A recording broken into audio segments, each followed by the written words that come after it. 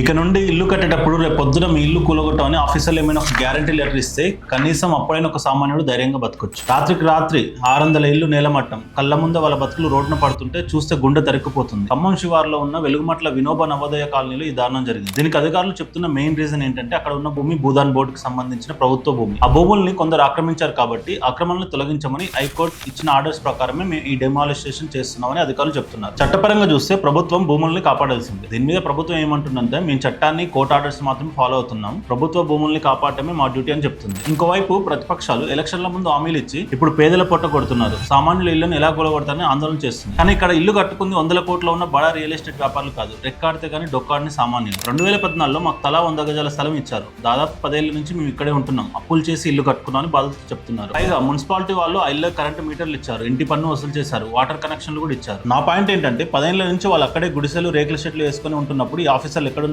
ప్రభుత్వ స్థలంలో ఉన్న ఇళ్లకు కరెంటు మీటర్లు రిజిస్ట్రేషన్లు ఎలా చేశారు? ఇప్పుడు ఖాళీ చేయమంటే ఏడకు పోవాలి, అసలు అర్థం కావట్లేదు, సవాలా బతకాలన్నట్టు ఉంది సార్ మాకు. ఇప్పుడు ఎలక్షన్స్ అప్పుడు మాత్రం వాళ్ళ ఓట్లు కావాలి, కానీ ఇప్పుడు రాత్రికి రాత్రి ఆ పసిపిల్లల్ని ముసలి వాళ్ళని రోడ్డు మీద ఎలా పడేస్తారు? రోజు మనకి ఇవన్నీ చూస్తుంటే ఒకటి అర్థమవుతుంది, ప్రభుత్వం ఏదైనా మోసపోయేది మాత్రం ప్రజలే. కష్టపడి అప్పు చేసి ఇల్లు కట్టుకుంటే ఎప్పుడు వచ్చి కూలగొడతారని భయపడుతూ బతకాలి. పర్మిషన్లకు, కరెంటుకు అన్నిటికీ ఛార్జీలు మన దగ్గర లావుతారు. తీరా ఇల్లు కట్టాక ఏదో ఒక రీజన్ చెప్పి కూలగొడతారు. ఇక నుంచి ఇల్లు కట్టేటప్పుడు రేపొద్దున మీ ఇల్లు కూలగొట్టమని ఆఫీసర్లు ఏదైనా ఒక గ్యారంటీ లెటర్ ఇస్తే కనీసం అప్పుడైనా ఒక సామాన్యుడు ధైర్యంగా బతకొచ్చు. అధికారంలో ఉన్న ప్రతిపక్షంలో ఉన్న అందరూ చేసేది ఇదే.